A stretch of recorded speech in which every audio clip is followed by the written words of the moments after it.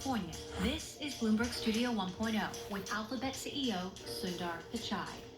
Born and raised in India, Pichai had almost no access to a computer until college, but just years later found himself rising through the ranks of the world's largest search engine.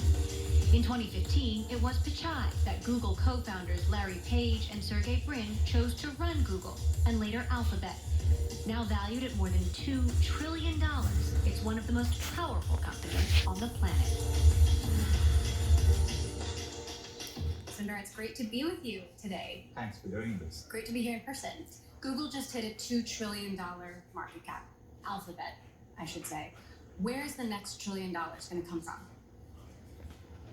I've always felt, your market cap valuation is an effect of the value you provide. And I feel fortunate our mission is timeless. There is more need to organize information than ever before. I still feel search is our biggest moonshot as a company. People will want radically more conversational experiences. They will want what we call multimodal experiences. They may speak to search. They may look at something and ask what the information is. Being able to adapt to all that and evolve search will continue to be the biggest opportunity. We are so excited about be it YouTube, cloud, our hardware products, Google Play. So we're building a diverse set of businesses, and underlying all of it is the investments we are making in AI. We've invested $100 billion in R&D in the past 5 years. And so applying AI in a deep way is probably where we will create the biggest opportunity ahead. Microsoft is making some big acquisitions. Apple's anti-ad tracking technology is shaking up the industry. What do you make of these competitive moves? Your competitors say they're on the right side of history. Are they? I look at the fact that there are 3 billion people who have access to knowledge at their fingertips. I look at the opportunity we provide. I look at the skills people are learning through YouTube. I feel it everywhere when I go talk to people. And providing access to information and knowledge, I think will end up being on the right side of history as well. Your predecessor, Eric Schmidt, told me that he feels the latest Facebook revelations are disturbing. Google also has access to massive amounts of our data. Why should half the world's population, more than half the world's population, trust Google to do the right thing? We are trying to do more with less data.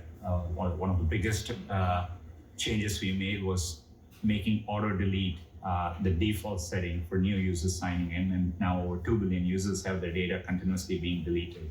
Look, we rely on trust for people. Every day when people come to Google, they place their trust in us in vulnerable moments.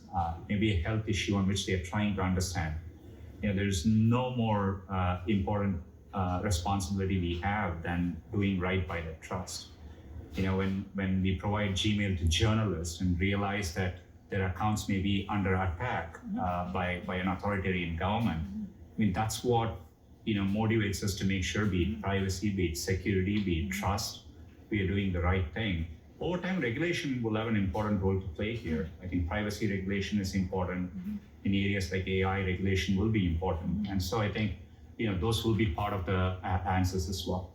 The Facebook fallout, that Instagram can be toxic to teens, for example. Has this raised more or new concerns for you about the impact of technology, tech addiction, algorithms, YouTube even, on our children and their development and their mental health? You're a parent, and you also have a lot of power over how this plays out. Like you, bringing kids up in this modern digital world is something I think all parents are anxious about, rightfully so. I think, it's part of why a few years ago when in YouTube, we were exposed to a set of concerns, we invested. It became our number one priority to work harder, right? The reason YouTube invested so much in developing YouTube Kids as a safe destination for young children and so on. So technology is going to play a big role in helping give children the next wave of opportunity as well. So the answer is to develop it responsibly. We have changed our balance in these areas and saying, we think about content responsibility first, and then the pace of development or new features in areas like YouTube. And so that's how we've approached it for a while. Facebook and Microsoft are all in on the metaverse. what do you think about the metaverse? What's Google's metaverse strategy? It's always been obvious to me that computing over time will adapt to people and people adapting to computers. You know, you won't always interact with computing in a black rectangle in front of you. So just like you speak to people, you see and interact, computers will become more immersive. They'll be there when you need it to be. So I've always been excited about the future of immersive computing, ambient computing, AR. And we are Does that count as the metaverse? Is that what that is? You know, metaverse is, I think it means different things to different people.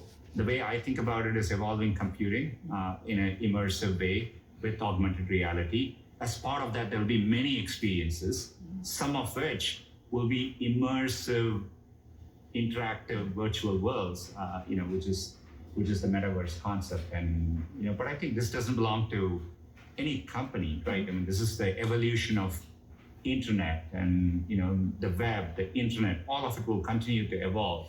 Google was famous for its campuses where you could go and never leave. You had everything you ever wanted. Now you've said they can be flexible, they can work from home, they can work at the office, they can be hybrid, they can work remotely permanently, perhaps. Are you committed to really letting them do this forever? And if so, how does that change the future of work and society? Look, we've really embraced the fact that the future is going to be flexible.